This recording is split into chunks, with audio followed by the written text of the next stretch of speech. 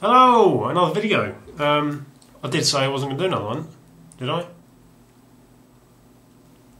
No, I think no, I didn't confirm it, but I've been tagged. I've not done one of these in donkey's years. When I first started making YouTube videos, everyone would do tags. There was a lot of tags flying about all over the place, and I didn't really know what they were. And what's this tag thing? And then I understood, and then sort of got involved, and then everybody did them. But they sort of died out. I don't know. But it's good. It's good that they're having, they're having a resurgence because they're healthy, aren't they? Now, what this is it's a Christmas themed tag. 5 questions originating from Looky Wookie 1234. I think it is. And he tagged Shockz, and in turn Shockz tagged me. As I've had to do in the past, I mean, I've got plenty of ideas, lots of stuff going around in my head, but no focus. So I've had to write them all down. I've had to write them all down to focus myself. And I mean, I'll probably remember something that I'd forgotten, like in the process. Maybe, I don't know, because that's how my brain works. I mean, as I was writing them down, I was remembering more stuff. But what they are, the questions are, I've sort of got them here. The first one is, I think it's shout your tree, or what's under your tree.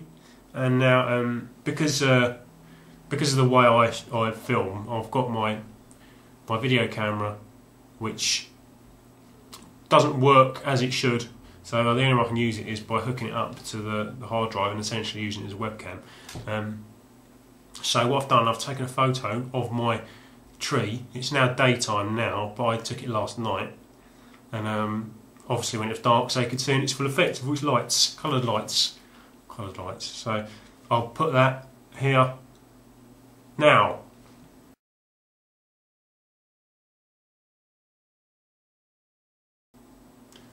And you're back in the room. Yeah, that's it. That's my tree. I think actually I put all the stuff on it, and if I'm honest, I think I put too much on it. Sometimes less is more. We've gone through the old hassle of farting about with Christmas lights. Every single year, genuinely, every single year, something goes wrong with Christmas lights. This is the first time it hasn't.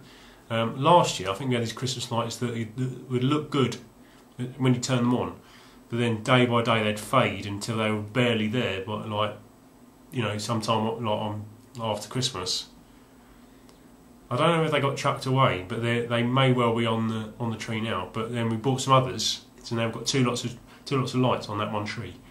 And it looks a bit too much, I'm afraid. Well, I'm afraid. But since we had that room, because that room used to be like red. Since we painted it lighter colour, it doesn't look quite so Christmassy for some reason. I don't know why. It's strange, that. But there's no presents underneath it because nothing's been wrapped. Or not by me anyway. I've still got 2 presents to do. I've got a present from my mum, a present from my sister. I'm going to do them a drawing each, and I've not done them, and it's the 23rd now. So I'm going to have to do. I dug out my old drawing board because I've not been using it recently, but I've dug it out and I'm going to use it, and So I've got to get cracking because I've obviously not got long. Probably trace something, I don't know. But that's my tree. What was I watching? I watched some programme and they were talking about, it was one of these shitty sort of like panel shows where they discussed, it wasn't, I didn't find myself watching Loose Women, don't worry about that, it wasn't Loose Women. Something else. And there was this idea they were talking about how coloured lights, multicoloured lights, are like bad taste. It's like, piss off, I've always had multicoloured lights. And also, it has to be a real tree for me because we've always had real trees, and the smell of a real tree is a big part of Christmas, or it used to be, because the trees you get nowadays, the ones that don't drop, the ones with the thicker needles, they don't smell as much as the old ones do. The ones that as soon as you get them in, they start dropping, and then, you know, by Boxing Day, they have no needles on them. They're the ones that smell. So, and I think it's other than the sights, anything other than sights, it's like the sounds and the smells and especially and the tastes sort of make a Christmas. Not so much the sights as those other four senses, and so the smell of a tree is pretty important. So I don't think if I ever had a fake tree, or you know, it wouldn't really cut it. Although you have the hassle of going to buy one and the expensive thing. Question 2: what's your favourite Christmas film? And now all of these questions I've just found really impossible. Actually, apart from one, well, actually that was difficult in itself. Because their favourite Christmas film, obviously there's loads of Christmas films, and I've not been able to narrow it down. But I've written myself out a list, and hopefully I'll remember more as I'm going along. Because I've sort of hedged my bets for it. Not hedged my bets, but I've sort of bottled it, because there's no way I'm going to narrow it down. It's impossible. And it's the same with the other questions, but one sort of film such, this is an animation I associate with Christmas. Back when I was a teenager, I can remember sitting on my own one Christmas Eve night. I don't know, sometime in it was probably sort of about 4 or 5 or something, and there was no one around. Everyone else was just doing stuff, and I was just sitting eating rubbish, as you do at that time. And I turned the telly on, and then there's this bizarre animation. It was Wallace and Gromit, The Grand Day Out, and it was before Wallace and Gromit was famous. I watched this cartoon, this animation about this bald bloke with a dog who don't have any cheese, and they build an orange rocket to go to the moon to get some cheese, and then they see a cooker that wants to ski on the moon. And I thought, that just blew my mind. And ever since then, it's sort of had a quite a cosy Christmas association with me. Just because it just happened upon it. I'd never heard of. It must have been really like early days of Wallace and Gromit, before the wrong trousers, or you know, a close shave, or anything that's come since. But you know, it sort of gives me a nice warm feeling inside. But other like Lord of the Rings has got a similar weird Christmas association, because the way they've sort of released them, they always release them at Christmas, don't they? So it's become sort of a Christmas tradition. When they released the first 3 films, it did become a Christmas tradition in our family to go and watch Lord of the Rings.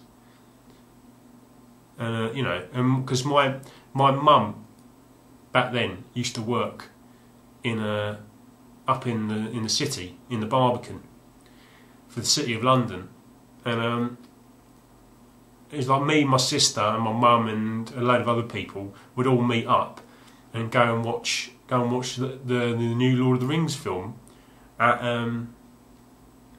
the cinema in the Barbican, and because it was like early in the run, it would always be packed, and it'd always have a really great atmosphere. And I don't know, it was quite a nice experience. And I've also just recently been to see the Hobbit, which, you know, is maintaining. They're doing it again. They're maintaining that Christmas tradition. But there's so many other Christmas, like A Wonderful Life. I've seen that a few times, but there's, you know, it doesn't look good when you're watching the film. It doesn't look too good, you know. But then it all comes good in the end, and then, you know, then you can sort of relax. But there's not many more Christmassy films than A Wonderful Life. But any version of A Christmas Carol, you know, generally will get me all like in a not really nice Christmas mood. Even like the Muppets Christmas Carol with Michael Caine doing his, you know, best attempt at singing. And I can remember watching it as a kid and cracking up with the bit where he shouts at the rats because they want some more coal on the fire. I'm not going to. They sing a little song. I'm not going to do it. But any one-off animation also gets me Christmas. Like recently, it's been the Gruffalo. I know I'm a bit old for that, but still, one-off animations for some reason have a good sort of like a Christmas association, and a film that's not really been mentioned. I've not really heard people mention The Gremlins. I mean, what a brilliant film! It's just obviously like set during Christmas, and slightly more of a Christmas film than Die Hard, I'd say. But it's just such a brilliant film, isn't it? And everything's about it. You know, it's not necessarily Christmas. Yeah, it's like Die Hard, not necessarily a Christmas film. It's sort of set in Christmas. It doesn't really have the Christmas themes, but anyway. Question 3: favourite Christmas food? Oh shit! Always buy way too much. And this year, there's no guarantee anyone's going to come around and eat it. So it's just going to be pretty much sort of like, you know, 2 or 3 of us eating all this rubbish. Depends on who's around. Because I'm staying here. I'm here, but so it could well just be me for a lot of the time. But depends if family come around, or my sister comes around, or my mum comes around. You know, anyone comes around. There's no guarantee they will. I've got like behind you up there. You know, at this precise moment, that's all for me. And then I'm going to my sister's for Christmas, so we're having turkey. I love pigs in blankets. Pigs in blankets is quite a new one for me. But I never, you know, they're not necessarily a Christmas tradition. Didn't always have pigs in blankets, but I don't know. They're one of my new favourite foods from recent years. Loads of nuts. I always eat shitloads of nuts, like cashew nuts. Cashew nuts has got a bit of a Christmas tradition for me, but generally like peanuts, anything salty. My diet is shocking over Christmas. I know people say that generally, but mine is really shocking. Peanuts. Has to be Quality Street for chocolate. Has to be Quality Street. My mum, one year, bought Celebrations, and I was, you know, petulant teenager. I properly kicked up a fuss because it wasn't, you know, my reasoning. It's not the same without Quality Streets, which is a strange thing, really, isn't it? Because obviously I'm being manipulated by the marketers, the marketing people. But still, that's my argument, and it wouldn't be the same without Quality Street. Not roses. Roses wouldn't cut the mustard either.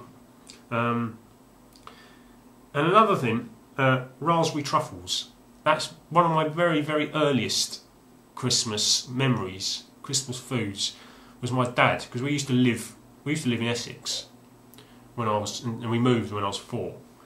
And I can remember from back then, in our old house, my dad having bringing home, when he'd come back from work, bringing home a bag of raspberry truffles. They're like they're a bit like Bounties, but they're like individual chocolates wrapped in like a red shiny paper, like Bounties, like coconut raspberry flavoured Bounty.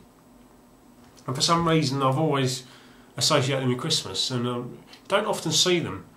And I actually made a sort of a point of tracking some down recently, actually, not too long ago. And they won't. I don't think they're quite the same as the ones I remember having, but there was a certain sort of nostalgia. It did sort of twinge slightly, but I enjoy them. I did enjoy them. I'd quite like to have some more now, but I think that Christmas food's a weird thing, isn't it?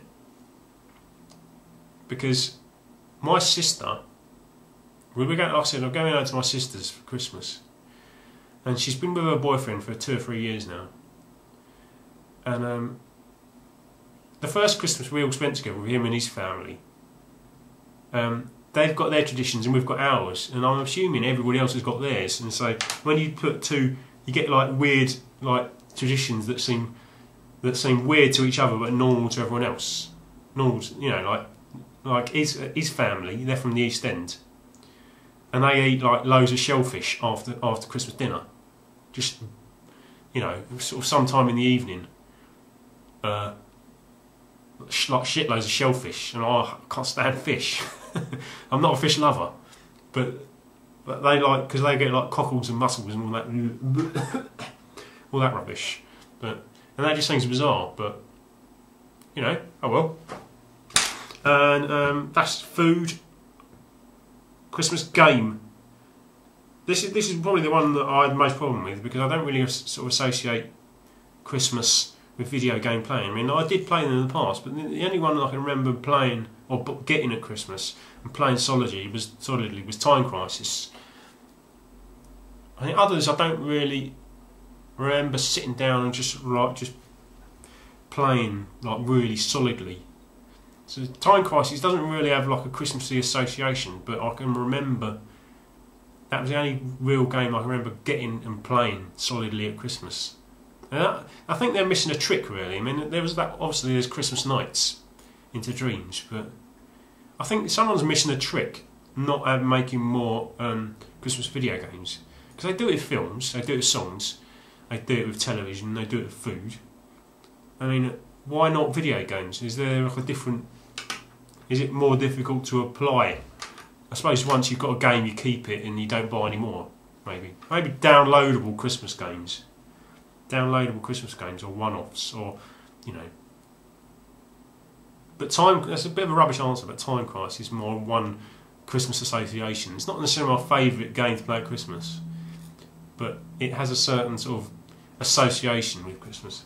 Finally, favourite Christmas song. Now this is bloody impossible, because like I said, I mentioned earlier, it's like the senses, the different, not necessarily a sight, but the sounds and the smells, and the tastes which make a Christmas. And I think with the sounds and the songs are probably the first one that that hits you, the songs, because you hear the songs early, and obviously they're meant to make you feel Christmassy, and you hear them in the shops, and they do. So it's difficult to narrow it down, probably more than any of the others, the films, you know, or the food. Probably like for the cool kids, one of my favourite Christmas songs ever is "Fairy Tale of New York" by the Pogues. You know, if I'm trying to look cool, and I do generally like the film, it is generally one of my favourites, but I can't deny that there are other less cool songs, like "Stop the Cavalry" by Jonah Louie. I can always remember dancing around my kitchen at Christmas with my mum when I was a little kid to "Stop the Cavalry", because there's a little bit of we go that one, that bit. I remember like just having a lark to that. But the least cool song that is on my list will be, I can't even remember what the title is. I think it's called "Spaceman Came Travelling" by Chris de Burgh. Because I like its sort of otherworldly qualities. I mean, at the time, I didn't really know. I think this is this is when I was a little kid, and I didn't know that Chris de Burgh was Chris de Burgh, and that you're not supposed to like it. So, but I can remember liking it as a kid, so that's okay. That's my excuse. I wouldn't listen to Chris de Burgh now. But then you've got like E17 and Band-Aid, Slade, Wizard, Wham, any of those, you know. They just give me a Christmas. They're not necessarily my favourite songs or favourite bands, but they are Christmas. They're the first sign that it becomes Christmas, and you can't help but feel nostalgic when you hear them. But, and another less cool one that I will admit to not necessarily liking, but it gets me Christmassy, is "Mistletoe and Wine," because I can remember that year, I think it must have been 88, 89. It was my first year. I think it's my first year at school, and our class was given the opportunity to do the last assembly before we finished for Christmas. And then there was this kid in our class who was obsessed with Australian soaps, and so we basically enacted out the neighbours. If for some reason it was his idea, we acted out the neighbours' Scott and Charlene wedding for some reason, and I was the vicar, so I got all the lines. And then for some reason he decided that we were going to sing "Mistletoe and Wine," and this was to the rest of the school, and it's pissing embarrassing standing on the stage singing "Mistletoe and Wine." So that brings back a different sort of memory, but Actually, there's another film I remember from Christmas. Not necessarily. I can remember seeing in the cinema. It's probably the one and only Christmas film I remember seeing in the cinema. It's called A Christmas Story. I remember seeing it as a B feature. I think it was to, or was it a sort of a co-A feature to a, back in the day when they used to do that, to a film called I'm guessing it was The Secret of Nim. It's an old Don Bluth animation about a mouse. I'm sure that was a Christmas film, and it was running running with this film called The Christmas Story. But The Christmas Story, I remember it vividly. There was about this geeky kid back in America, like 1940s America, who wants a toy gun for Christmas, and he keeps getting all these really shit presents. And I remember there's a bully in it. This kid, the bully's got yellow eyes, and then I've not seen it in donkey's years. It would come back to me if I saw it again. But and then they go out in the snow, and he's got a baby brother, and his baby brother's got this sort of like this onesie thing, but it's like really padded, so he can't move in it, and he's like a starfish. His little kid brother with a hood, and it's called The Christmas Story. I remember it being quite sort of like it's got sort of a tone a bit like the Wonder Years, a bit like downbeat, you know. And it's about this kid who basically wants a BB gun for Christmas, and it sort of stuck with me. But again, it's not quite fresh in my memory because I'm not seeing donkey's years. But there's all the different images of the kid with the yellow eyes and the brother in the almost like the starfish outfit, and you know, and the main kid with the yellow the glasses, who wants a BB gun for Christmas. But so there you go. That's it. I enjoyed that. I enjoyed having a good think.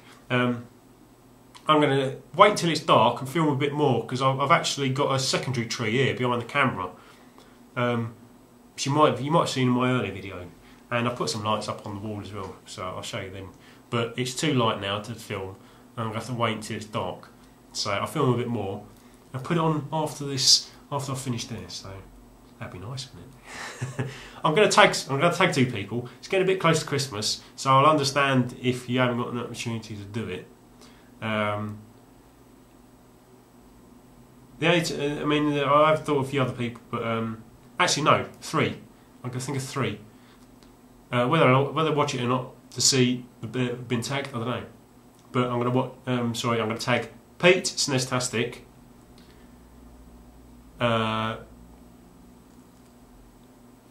Den Burp 39R or Burp Reynolds, and Shenmueso, Ben. So those 3. Christmas tag. Show us your tree. What's your favourite Christmas film? Favourite Christmas food? Favourite Christmas game? Favourite Christmas song? There you go. Thanks for watching, peeps. Have a good Christmas, like I said last time, and I'll see you after. Definitely. Probably show you what I got for Christmas. There's some presents around and about, and I've already had a good shake, so I've got a good idea. Cheeky bastard. See you later. Thanks for watching. And this is my this is what I've got up in here. Creates a nice blue vibe. We had these left over, these lights. These were replacements. It went to 1 year. Went to B&Q because it wasn't that late in the month. Went to B&Q to get some Christmas lights because we discovered that ours weren't working. And there were loads of other people all looking for Christmas lights, all in the same position. But it was down to slim pickings, and there was loads of people asking the woman from B&Q if they had any Christmas lights, and she was getting really pissed off, as if she didn't sort of think people had the right to be asking for Christmas lights when they needed them. So this is all they had left, bright blue ones. I don't like bright blue, but it creates a really, really weird sort of almost like fluorescent ambience. And over here, this is one I prefer a bit more. This is my plant, usually in our living room, and I've got some nice glowworm bulbs, they're called. It's wrapped round. I'm going for sort of like a really shitty tiki lounge vibe here. I think it almost nails it, I think. You know, really sort of depressing, you know, bar, tropical tiki lounge, as they say. So there you go. I did actually take some photos of what this looks like outside, because everything's pretty much blue. Everything's blue, as you can see, because they kick off a lot of pretty much, you know, a lot of light, and so from outside the curtains diffuse it, so the whole room sort of gives off like a blue glow. And I tried to take a photograph of it. If it comes out, because it's pretty dark out there, if it comes out, I'll upload it after this. It will go on the end of this video, but if not, you have to take my word for it. So, right, yeah, again, finally, this will be the last video before Christmas. So I hope you enjoyed it. I've probably said this a million times already, as I always have problems signing off, but have a good Christmas, and I'll see you after. See you later.